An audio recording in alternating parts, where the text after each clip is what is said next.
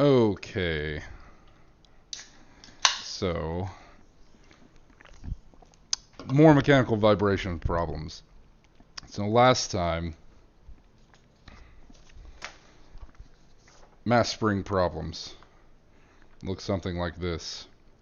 So the idea is that you're described some situation where you have a mass attached to a spring displacing the spring some amount, and the idea is that after some initial conditions are prescribed, you want to know the displacement of this mass spring system from resting position. So the way of modeling this, of course, is this equation I have written here. This was purely used for our derivations.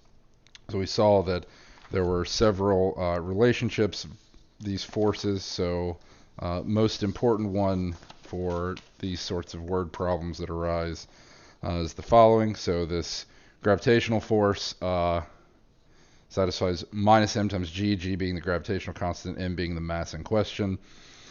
This spring force was modeled by Hooke's law, so K is spring constant, typically not given. It's the thing that you're actually solving for. And putting these two together, what this means is that mg is equal to the spring constant times this distance, right, which is the displacement of, going back to my picture, right, this y naught is like the spring length without a mass attached to it, whereas y sub r is this resting position. So I've attached mass and it's just sitting there, right? So it's stationary. Okay, and so typically the way that this is described in an actual problem is that this quantity here, this distance, is the displacement. Okay, the displacement from the starting spring position. Okay, so yeah, I even have it written here. This is the amount the spring is displaced. Okay, so as I stressed last time, what this results in typically is a linear second order constant coefficient equation, and at absolute worst I have a forcing function on the right, which is my external forcing function. The m, c, and k, I forgot to mention c, so let me go back a couple of... So the damping force is modeled in this way. So this y dot is typically given to us. What we're actually given typically is that at a particular speed we will be given the magnitude of this damping force, and from that we'll be able to figure out what c is. So and then the external force is just some functions modeling our external force. So then this is the equation that we're typically seeking to solve when we're asked to find the displacement of this mass spring system at some time t. It's asking for a solution to this second order linear constant coefficient, possibly non-homogeneous equation. So as I said, the absolute worst that this equation can be is none of these quantities are zero. So you have second order linear constant coefficient, possibly non-homogeneous equation. So in the absolute worst case, you might have to use key identities or undetermined coefficients to find a particular solution. If there's no forcing, it's a homogeneous equation, right? And you know well how to solve those things.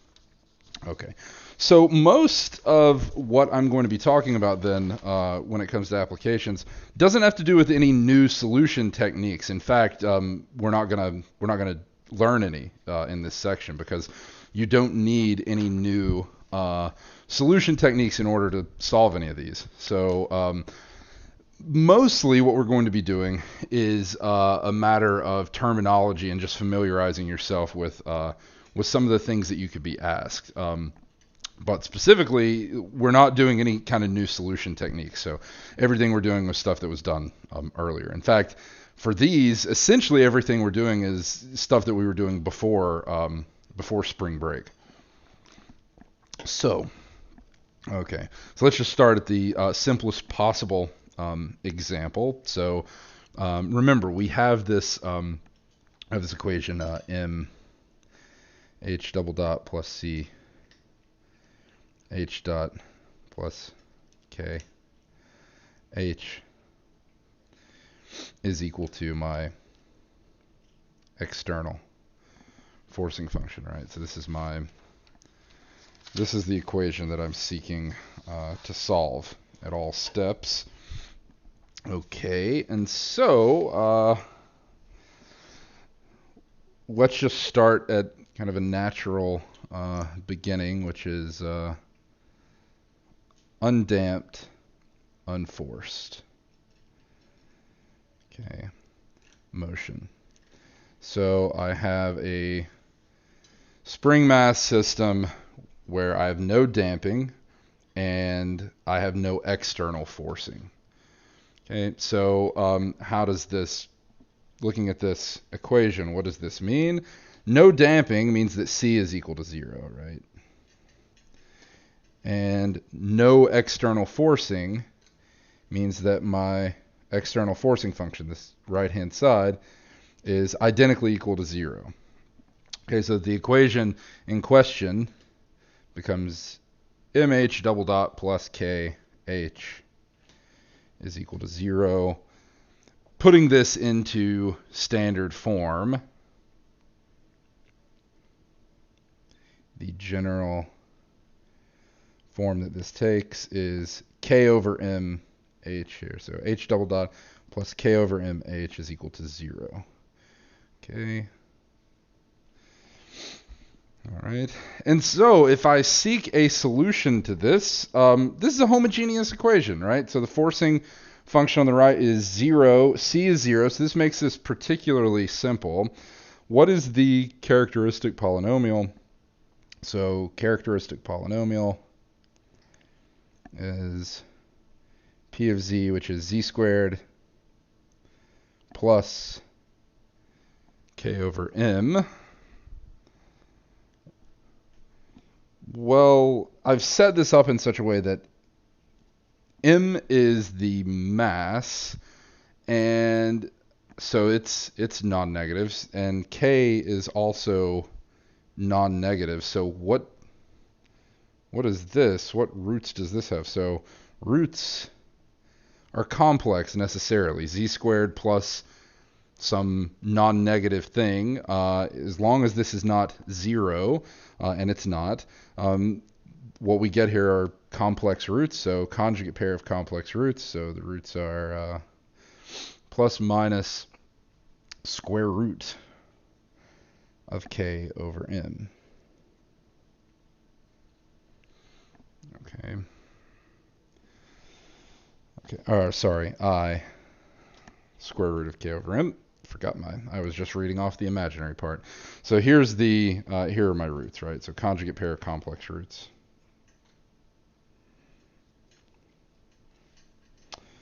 Okay.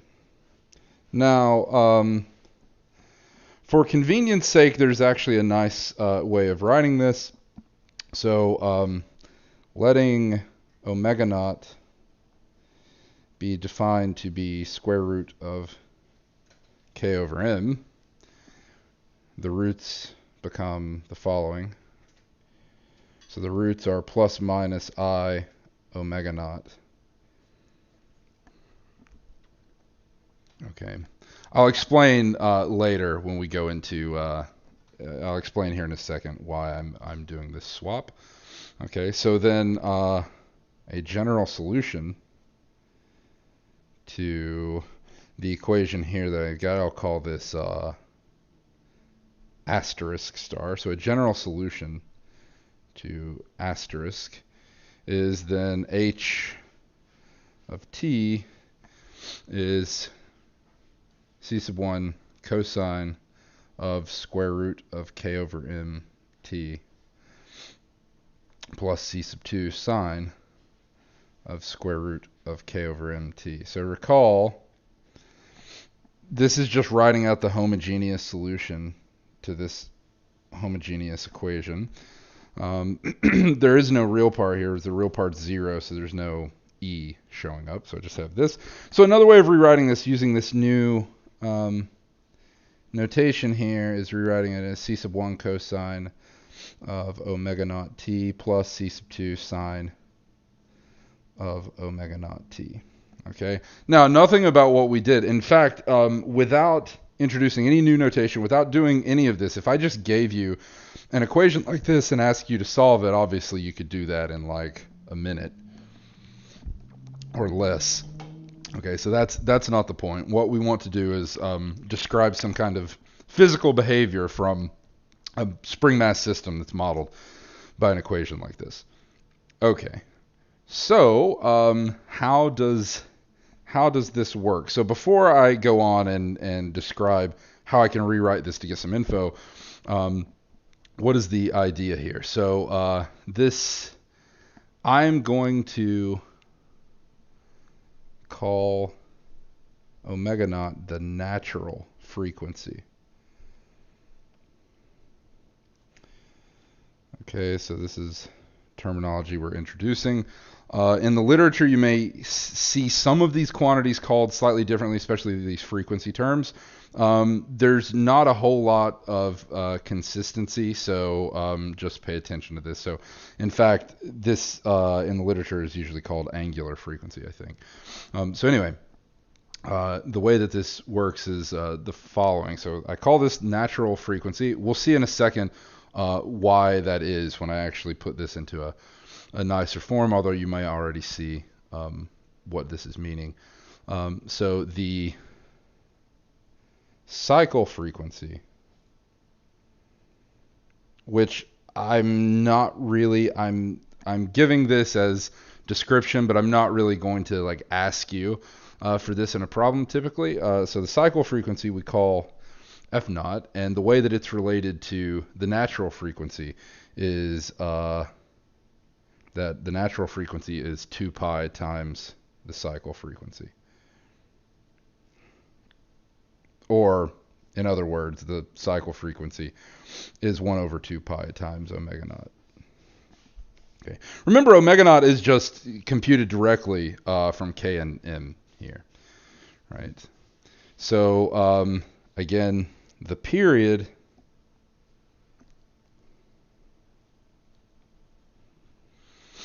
T naught satisfies the following. So omega naught over 2 pi is F naught, the cycle frequency, and the cycle frequency is 1 over the period T naught.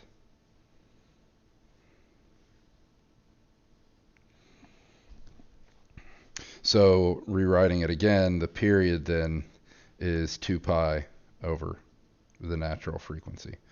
Okay, and you may have seen quantities like this. In fact, you've certainly seen quantities like this before. Don't worry too much about the terminology. I will always, when I'm asking you a problem like this, it will always be clear what it is I want from these quantities. Okay.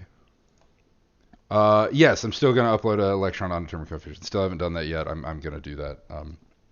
For those of you who would rather use undetermined coefficients, I'll do a lecture where I quickly go over the process and then do a few examples. Okay, and so it turns out that maybe I should put this here for a second. Come back to that. So the motion described by our solution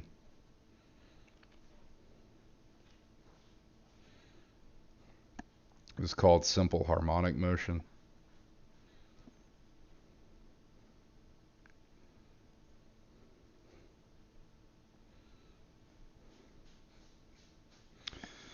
Okay. And it turns out that there's a nice way of describing this. So we wish to express this in what's called amplitude phase form, which you may know from previous experiences, very convenient. So this is amplitude phase form. What does amplitude phase form look like? Amplitude phase form looks like this. So I have some amplitude times a single cosine function, omega naught t minus phi. Okay, now I'll describe some things. So this A is the amplitude. It's necessarily positive, so this is the amplitude of the motion. And phi, which lives between 0 and 2 pi, is called the phase. Okay. From, we'll say, like elementary school stuff, the phase is telling you the shift of this, right? So if you can write this as A times cosine of blah, you know what cosine of blah looks like. Having a minus here, right? This is a shift in the graph of cosine. This A, this amplitude, you know what amplitude is for a sinusoidal thing. So you know these quantities well. But recall, we found another form of H, right? In fact, let me remind you, we found H, I'm off camera. We found H to be this thing. All right, so we found H to be C sub 1 cosine of omega naught t plus C sub 2 sine of omega naught t.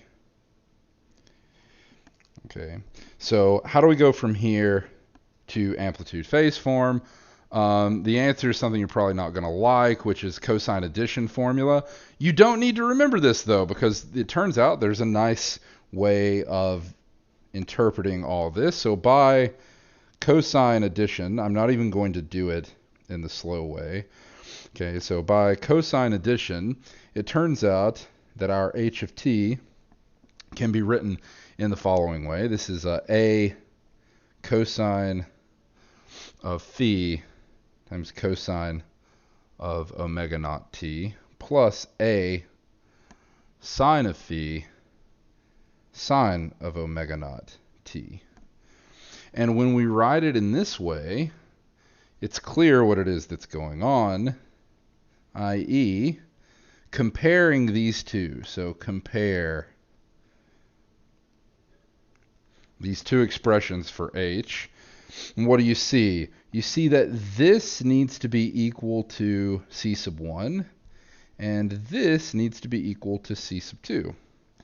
So c sub 1 is equal to a cosine phi, and c sub 2 is equal to a sine phi. What does this mean, though? So then the ordered pair c sub 1, c sub 2 is equal to a cosine phi, a sine phi. Where have you seen this before?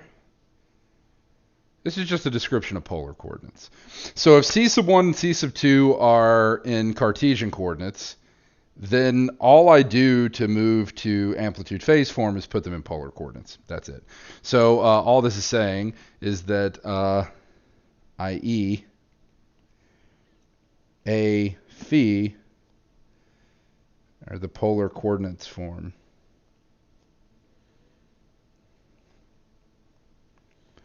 of the point C1, C2 in Cartesian coordinates.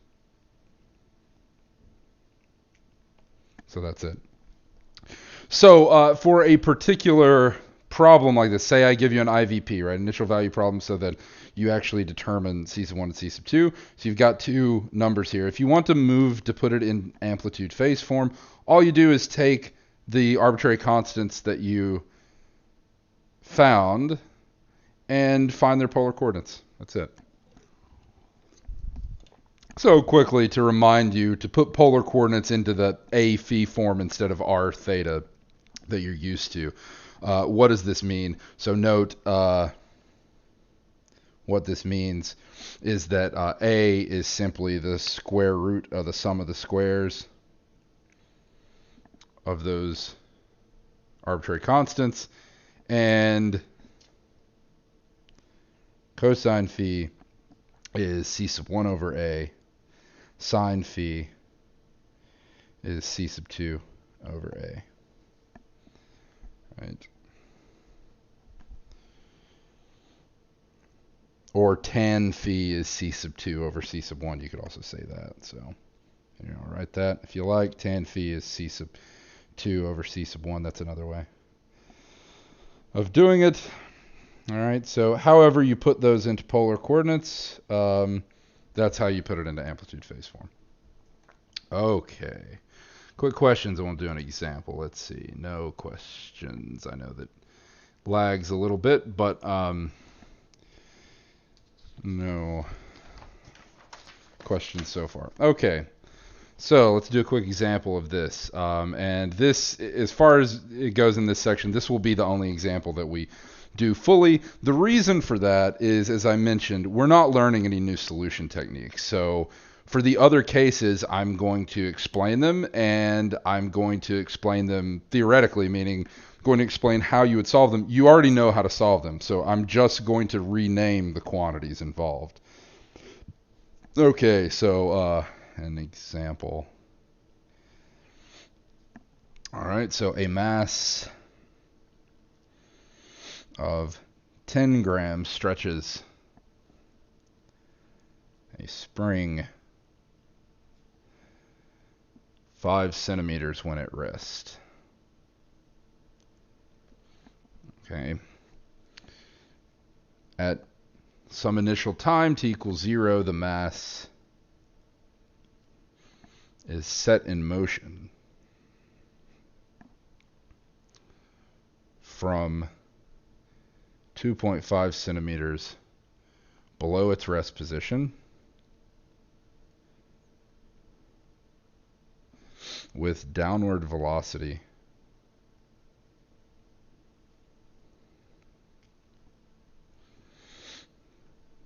.35 centimeters a second. Okay. So we're told to neglect damping and external forces.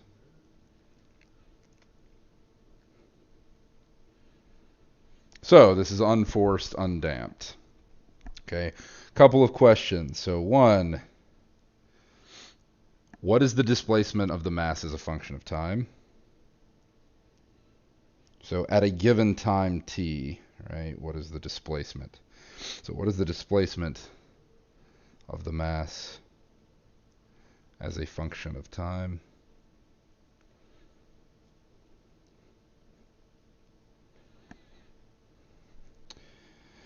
Second question, what are the amplitude,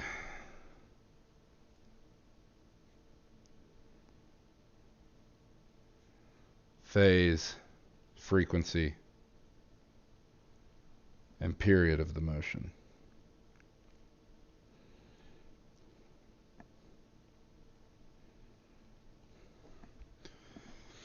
Okay. And lastly, at what positive time does the mass first pass through its rest position?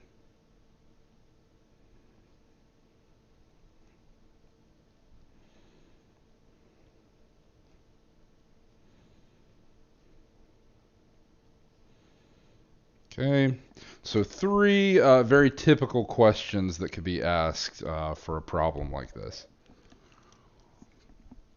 Okay, and for this section, and this is true not just for the thing that I'm about to do, but also for all these application problems, if you want to see nice pictures, have a look at the notes.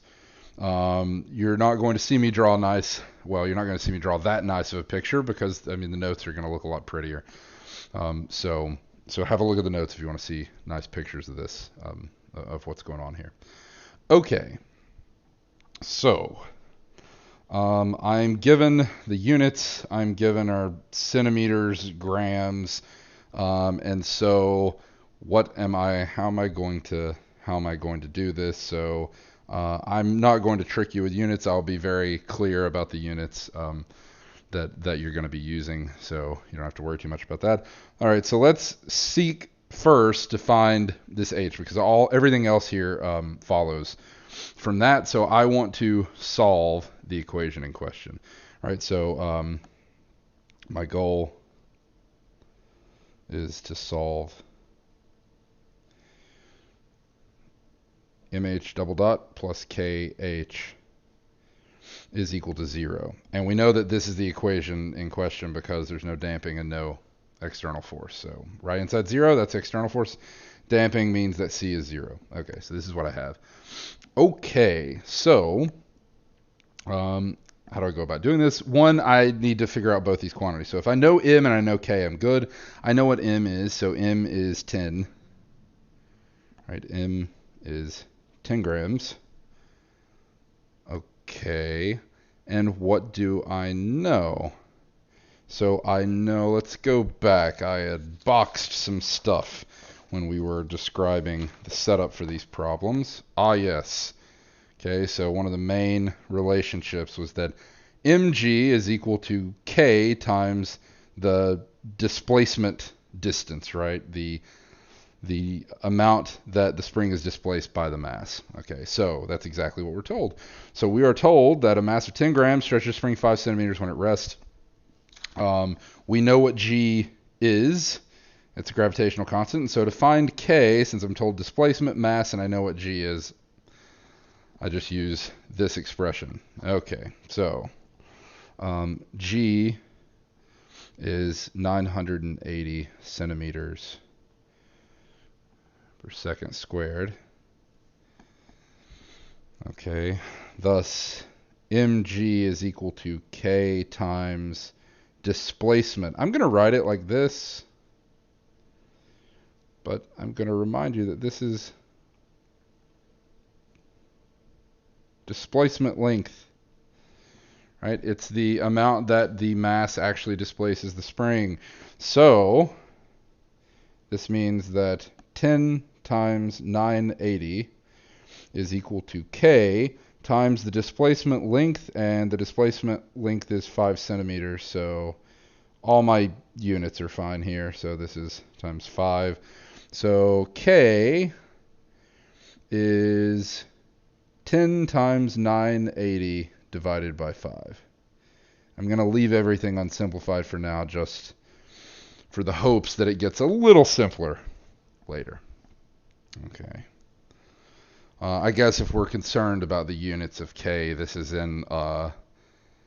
be in dynes per centimeter or something. I don't care about that. So I don't care about that at all. All right, so then putting this into my equation here, what equation do I have? The equation becomes 10 times h double dot plus 10 times 980 over 5 times h is equal to 0.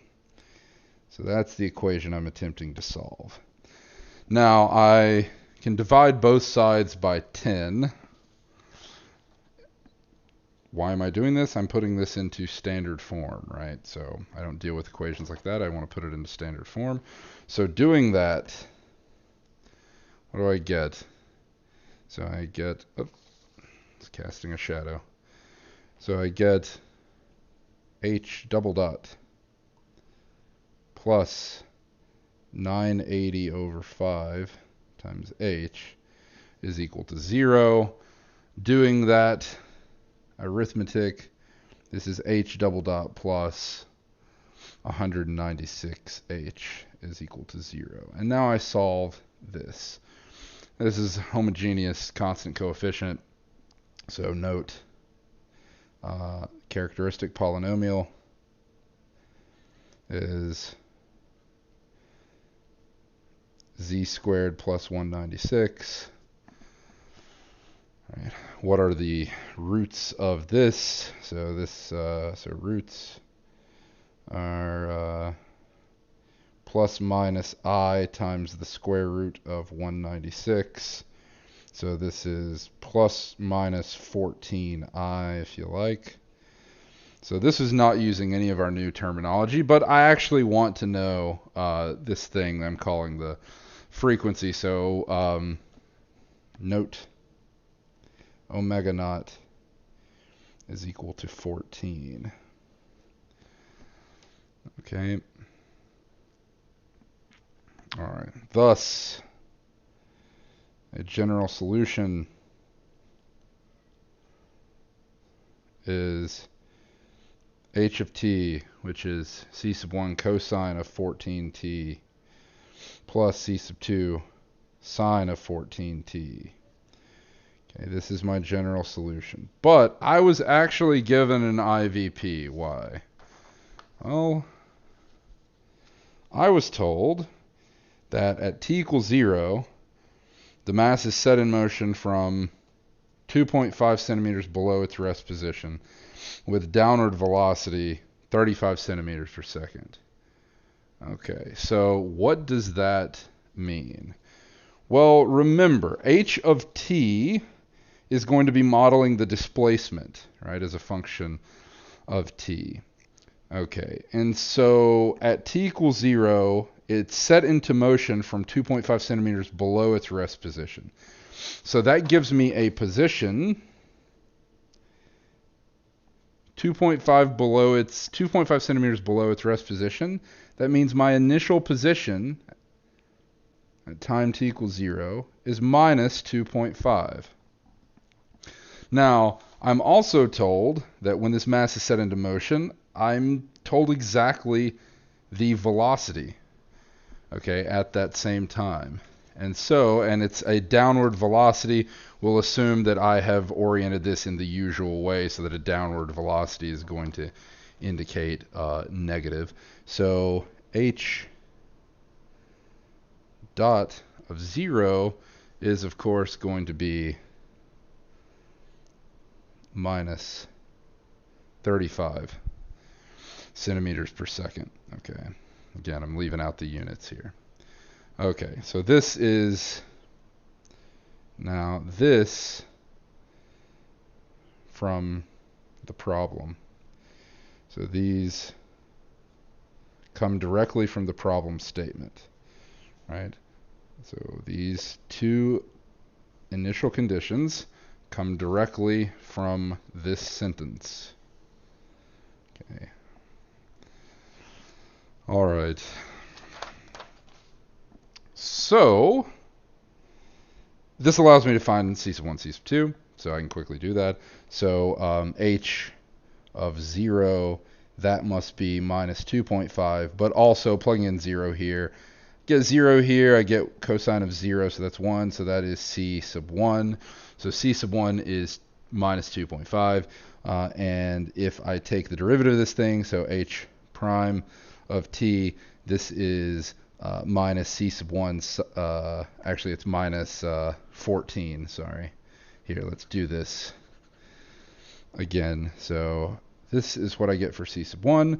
H prime of t is minus 14 C sub 1 sine of 14t plus 14 C sub 2 cosine of 14t. Plugging in 0, what do I get?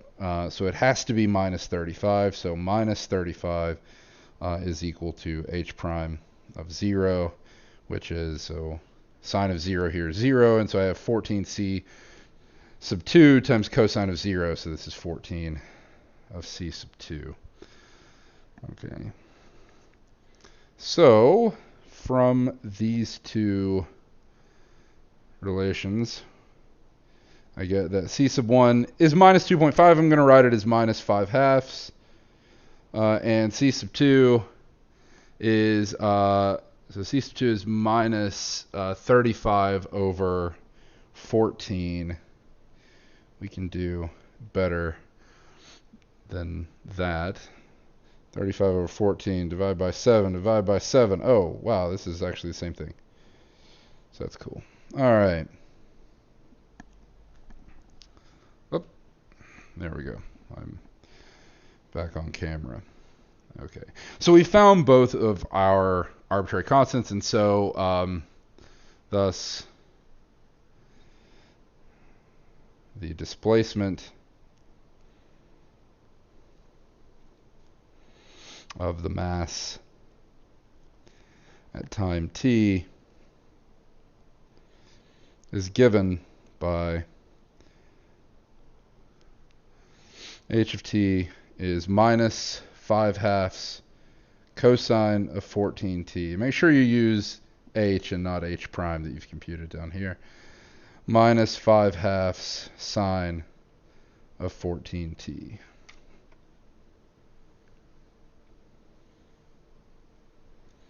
Okay, there it is. Okay, so you have come up with the function of t that models the displacement of this mass. All right, so that's good. Now, I was asked a couple other things. So I was asked, what's the amplitude, phase, frequency, and period? We already know the frequency. That's the omega naught. The question was also, at what positive time does this mass first pass through its rest position? Okay. So, I want to put this, to answer the questions about amplitude, phase, frequency, and period, I'm going to put this into phase amplitude form. So to put h into phase amplitude form,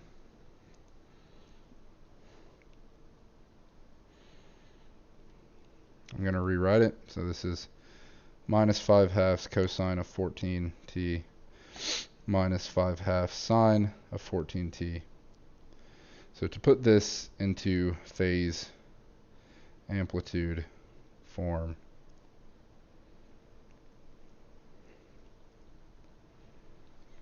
note that the polar coordinates of minus 5 halves is 5 root 2 over 2, 5 pi over 4. Okay. Remember, you're in the third quadrant here, right? We can quickly do this. The length is easy, and you're in the third quadrant. Minus 5/2, you're here, right? Yep. So that's 5 pi over 4. That's the angle. The length is easy. So this is 5 root 2 over 2, 5 pi over 4. So this is our A, and this is phi. So the amplitude is, so amplitude of the motion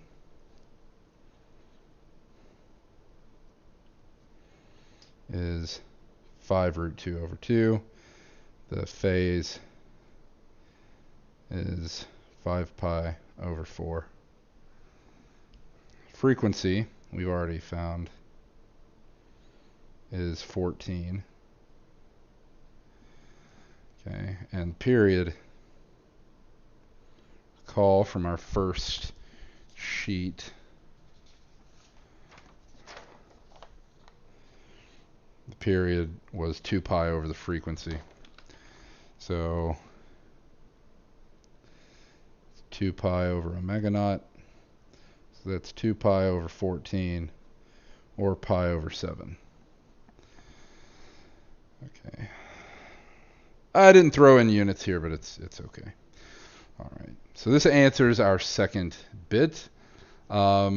The last thing that was asked. So here's my amplitude, here's my phase, here's my frequency, here's my period. One more thing that I was asked was, at what positive time does the mass first pass through its rest position? So the mass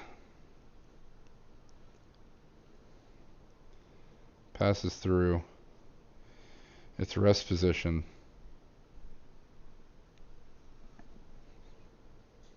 when what is true. The way that we have set up this spring system is that we have put the base of the spring, right, where the spring hangs from, at 0, right? That's our 0 height.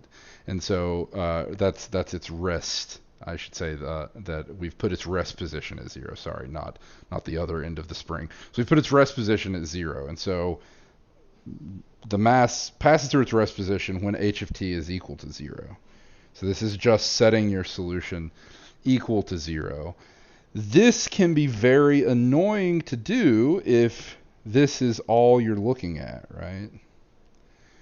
So it can be really, really annoying if this is the thing that you're looking at, because now you're setting this equal to 0. You have cosine, sine, some nasty trig equation that it's not totally clear just from looking at it at what t it's going to be equal to 0. So what you want to do is use the phase amplitude form. So use phase amplitude or amplitude phase form. Right? So in this form, our h of t is amplitude times cosine of omega naught t minus phi. Okay, we know what all these quantities are, but just showing. So then when this is true, the amplitude here doesn't matter because the amplitude's positive. So what matters then is what the argument in this cosine is, right? What omega naught t minus phi is. Okay, so setting it up, so this is 0 when omega naught t minus phi is equal to n pi plus pi over 2, right, for some integer n. This is just asking when is cosine 0, right? So cosine is 0 exactly when you have integer times pi plus pi over 2. So integer multiple of pi plus pi over 2. Okay. But we know what these quantities are, so this is looking at 14t minus 5 pi over 4 and saying, when is that equal to n pi plus pi over 2? Okay. Or, solving for t here, that's what we're looking for, 14t is equal to n pi plus 7 pi over 4. When is that true? When is the first time that is true? Well, we can choose the integer n here. What's the first time this is true is when n is equal to -1. So the first positive t for which this works is when n is equal to -1. So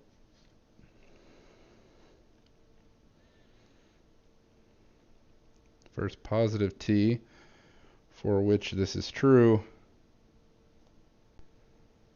corresponds to n equals -1. Right? But if n is equal to -1, that means 14t is equal to minus pi plus 7 pi over 4. So what is t? T is 3 pi over 14 times 56. 14 times 4 is 56. So this is 3 pi over 56.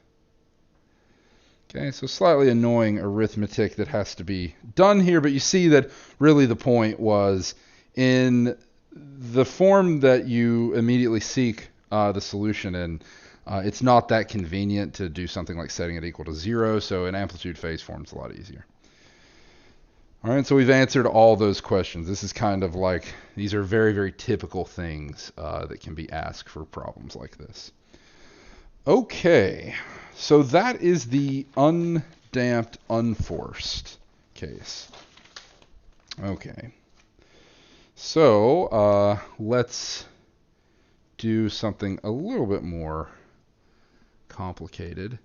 So there's the unforced damped motion. Okay. So it's unforced still, which still means 0 external forcing. But now C is not 0. So C is not 0, but my external forcing function is still identically equal to 0. Okay, so what does this equation reduce to? Well, it's m times h double dot plus c, h dot plus k h, and that's equal to 0. Okay. Again, because no external forcing. Okay. As always, we put this into normal form, so we divide through by m, so this is h double dot plus c over m h plus k over m, or sorry, h dot, plus k over m h is 0. So its characteristic polynomial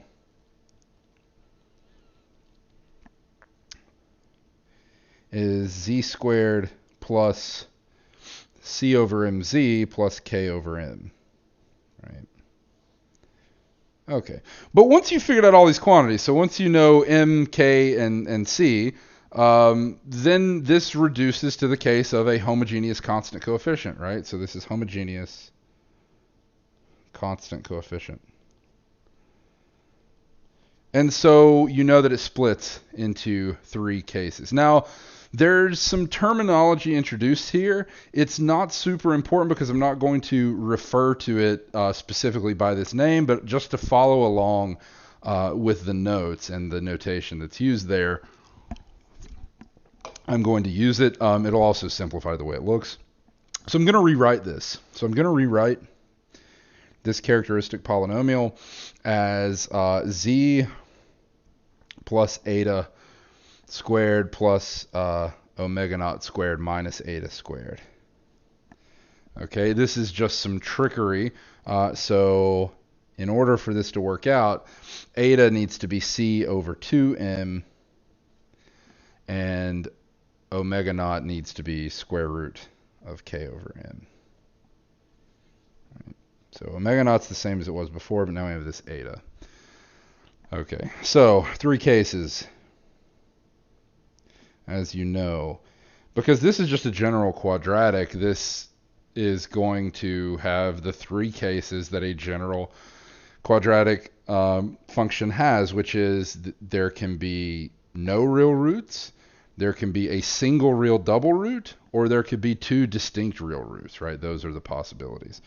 All right, so 3 cases. So 1, when eta is strictly less than omega naught, there's a conjugate pair of roots.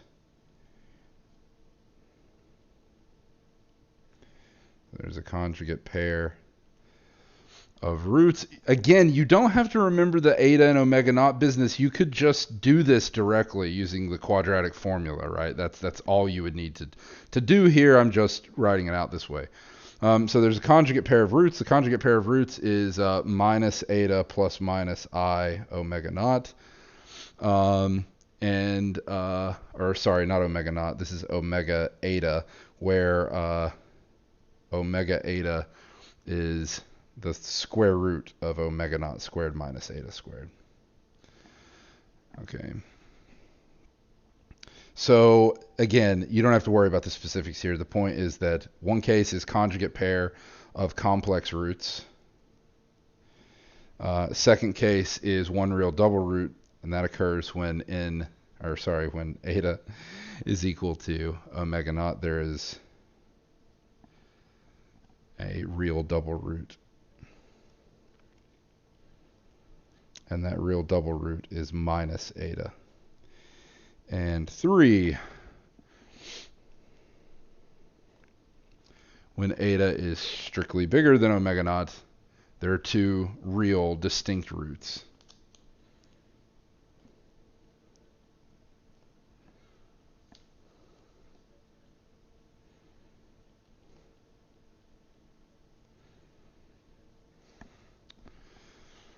Okay, and those are minus eta plus minus square root of eta squared minus omega naught squared.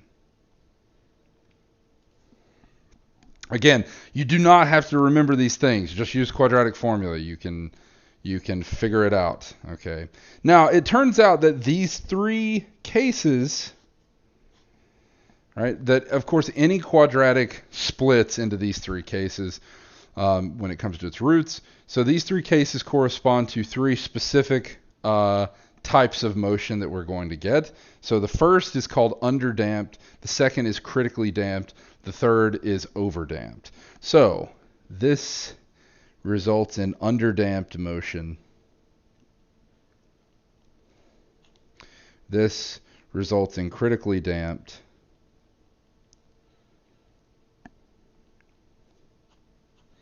And this results in overdamped. So I won't get into this in terms of showing you pictures or anything, but if you're interested in that, you can look at the notes. Anything that I ask you about questions like this, I'll be very clear with exactly what I'm asking. I'm not going to want you to say one of these words and not ask specifically. Okay. So we can quickly go through these 3 cases, writing out the general solution, and that's all I'm going to do before moving on. So in the underdamped case,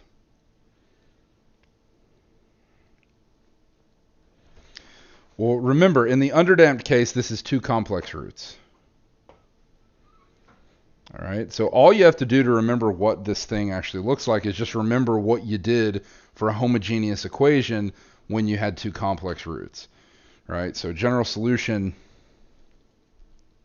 is h of t is arbitrary constant times e to the minus eta t cosine of omega sub eta t plus c sub 2 e to the minus eta t sine of omega eta t. Again, you don't have to worry about the notation I'm using here. Just that if you have 2 complex roots for second order constant coefficient homogeneous equation, the homogeneous, that is the general solution here, is constant e to the something, that's the real part of the root, times cosine of the imaginary part of the root, plus arbitrary constant e to the minus something t sine of the imaginary part of the root, right? That's how this always works.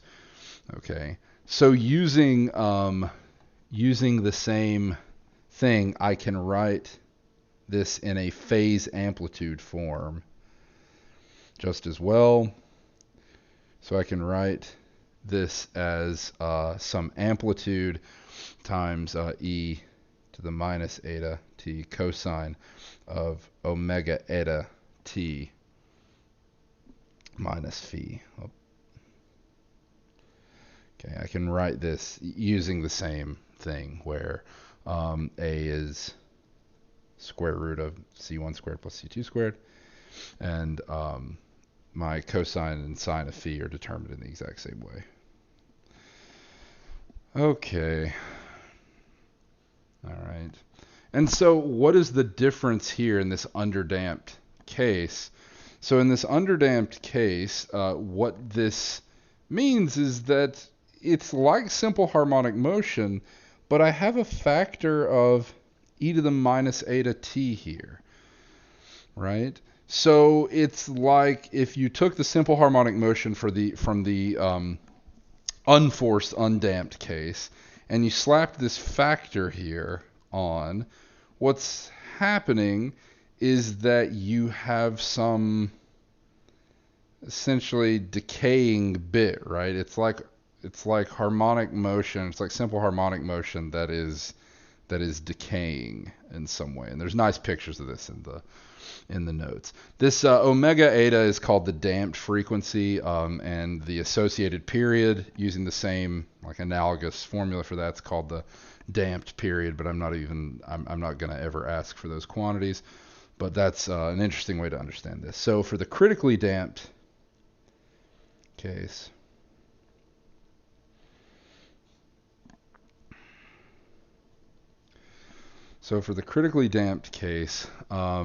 then what do we have? The general solution. So this is the one real double root case. So the general solution then is the following. It's something that doesn't quite look like this, right? It's c sub 1 e to the minus eta t plus c sub 2 t e to the minus eta t. Okay, so it's this thing, which definitely looks different, right? Lastly, there's the overdamped case where, so this is two distinct real roots.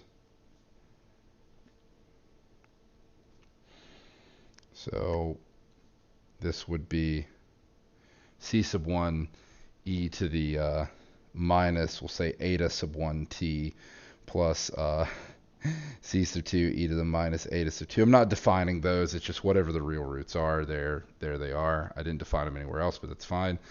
So this is what it looks like in the overdamped case. Again, looks different than the underdamped. The underdamped is the one that's definitely most similar to the simple harmonic motion.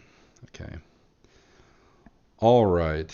So the other cases, so that is forced and undamped and damped and forced.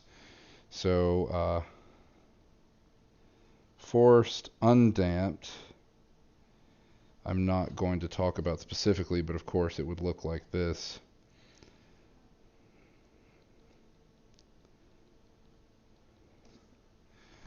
Okay. I'm not going to go into this. You can look. This is done on like pages 10 through 11 on the. So this is 10 through 12 in the notes.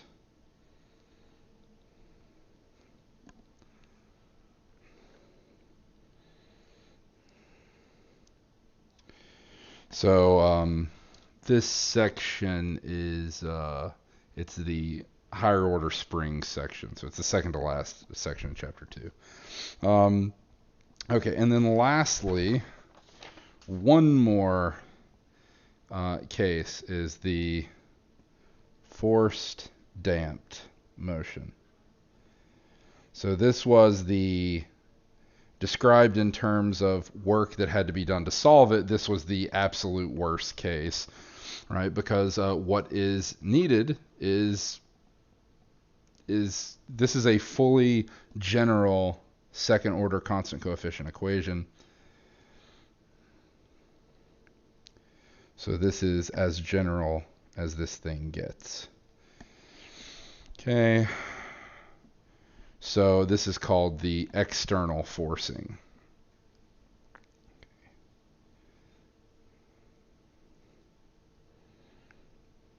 Okay.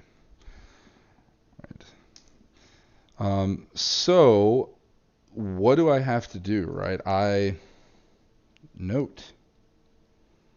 must use key identities or undetermined coefficients to find a particular solution h sub p of t. The general solution is, of course, h of t, which is h sub h of t plus h sub p of t. I know you're very, very sick of seeing this, of course, where this is the... So I'm not even going to write it here. I'm going to say this is my particular solution. Don't need to say that. And, of course, this homogeneous part solves the associated homogeneous equation, which is what? I.e. an unforced damped equation. Or an equation governing unforced damped motion, right? Okay. So this is kind of neat because what it turns out is that physically, so this thing we've been doing, this resulted purely algebraically, right? That our general solution broke up into the homogeneous part, which we found by solving the associated homogeneous solution, plus this particular solution. Okay. So what is this? So rewriting to give myself room, this splits in this way. Okay.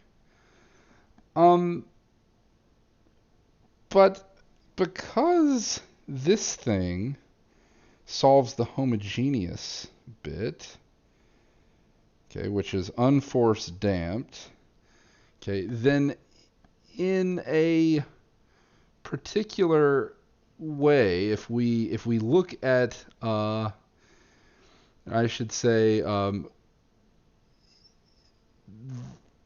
the behavior here, right? Let's think for a second. The behavior is going to,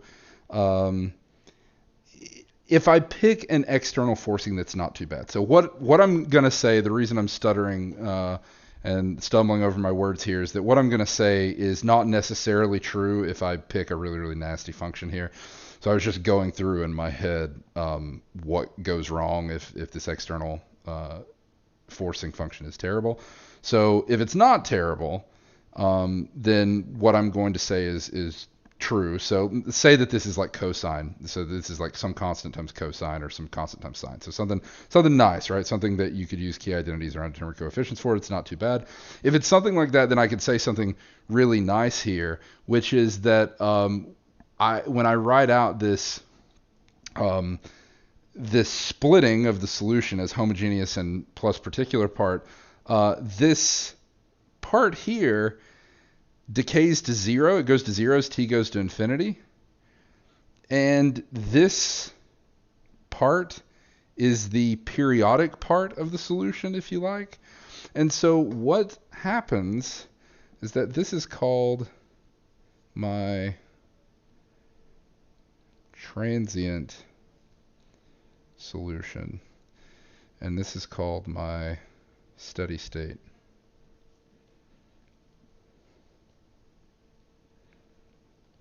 Solution. Okay. And so we have broken this into transient part and steady state part, which you may have seen in other contexts. I'm not going to draw a nice picture of this. There's a really, really nice picture on page 13 of this section. So page 13 has a nice picture.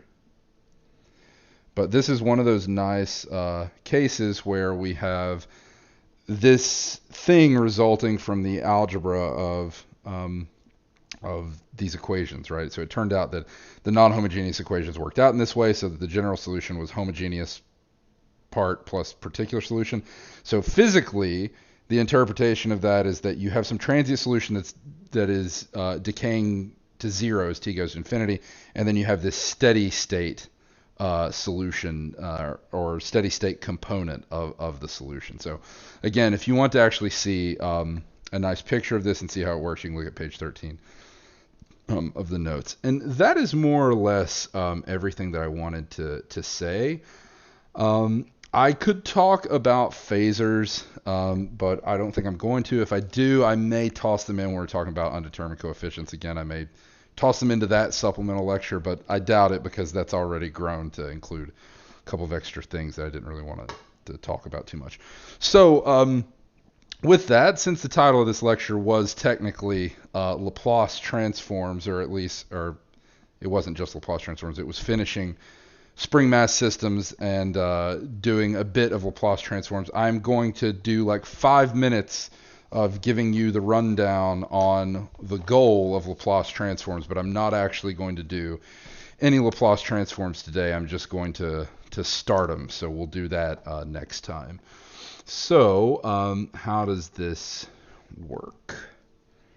Or rather, I should say, what is the paradigm here? Let me check before I go on the chat. How'd you get -1? What was I talking about? Oh, I'm assuming you were talking about when I was solving for the t, where that was the first positive t that was true for. Basically, the reason I got -1 is that was the smallest positive t for which that relationship worked out. So if you had tried n equals 0, for instance, that would have been bigger. If you tried n equals 1, that would have been even bigger. And I was looking for the smallest positive t for which that happened. So that's why -1 worked. Okay. So Laplace transforms.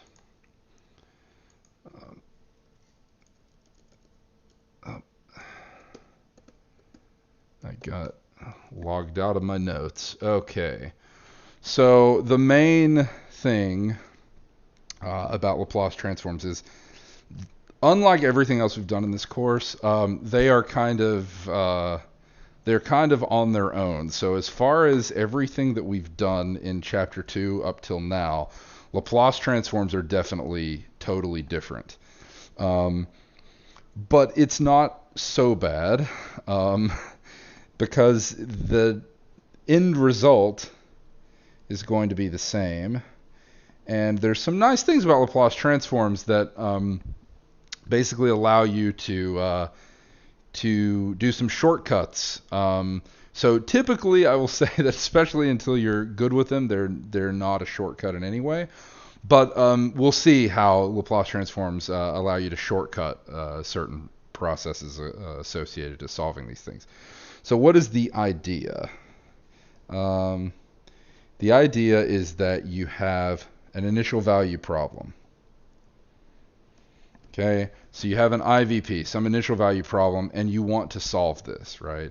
So you want to find solution to IVP. Okay, so you want to fill in this dashed line. Okay.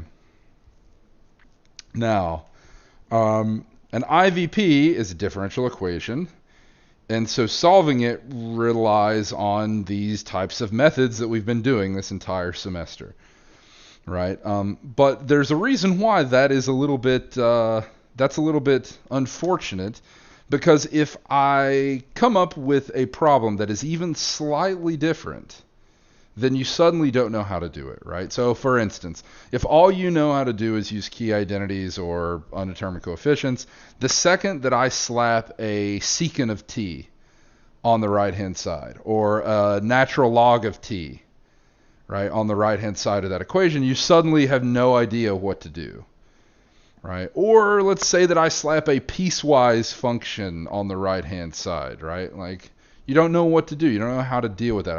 I put a step function, right, as my forcing function. You don't know how to deal with it. And the reason for that is the methods that you're using to solve these are very specific, and in a way, they're kind of narrow. More narrow than the methods that you typically learn how to solve, say, algebraic equations instead of differential equations. Okay, so algebraic equations, right, function a little differently. So depending, of course, on what you're talking about, I have algebraic equations. Let's say I have algebraic equations.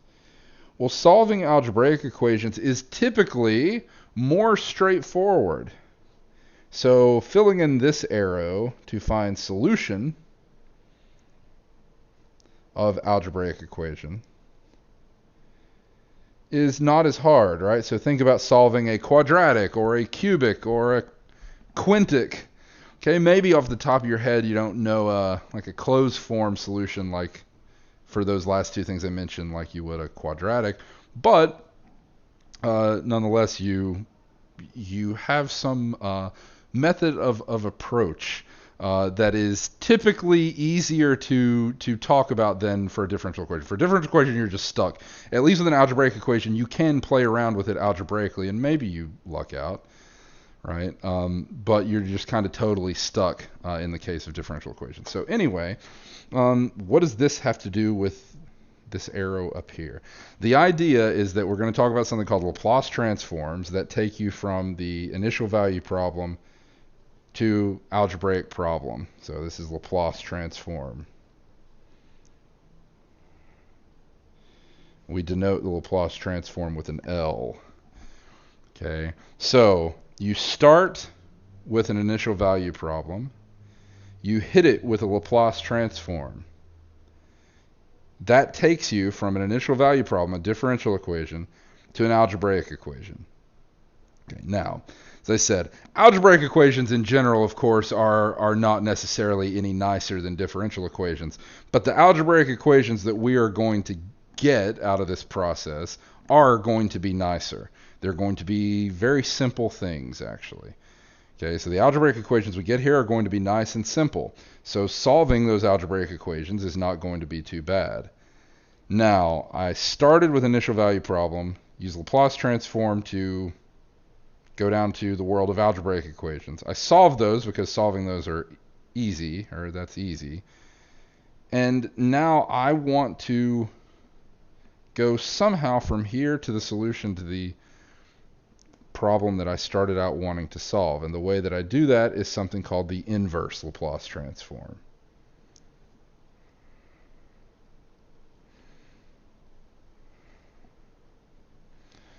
Okay, which is of course denoted L inverse. Okay. And so what's the idea here? I start with differential equations, some initial value problem. Let's say that I am the master of Laplace transforms, so I have absolutely perfect working knowledge of this. I understand everything about them. So I hit my initial value problem with the Laplace transform. That takes me to the world of algebraic equations. I solve those algebraic equations, and then to answer the question I was originally asked, I hit my solution of the algebraic equations with the inverse Laplace transform, and out of that I can read off the solution to the IVP. And so in doing that and going around this way, I have filled in this arrow, which is the point. So now I'm happy that I can do this. I'm no longer confused. I can use the Laplace transform to solve an IVP in this way. So next time I will be doing Laplace transforms. It will probably take me a lecture and a half or maybe 2 lectures. And then we'll be done, and then chapter 2 will be under our belts. So it is after that, after I'm finished with Laplace transforms, that is when your exam will be. And so idea, I believe, would be to post your second exam the end of next week, I think is what I'll aim for. So I will post your second exam the end of next week or maybe midway through the week, and you will have days to do it. So you'll have, we'll say, 3-ish days to do your midterm, and there will be tons and tons of reminders. And obviously, I'm not going to, have it fly under the radar, and then all of a sudden it's due. And you didn't even know that I had assigned it. Nothing like that. Tons of announcements and tons of warning about this. So anyway, I believe that's all I wanted to cover today. So Laplace transforms, and then it's time for your second exam before we finish out the semester with linear systems. So I'll stick around for a couple more minutes if you have questions. Other than that, that is it, and I will see you guys on Tuesday.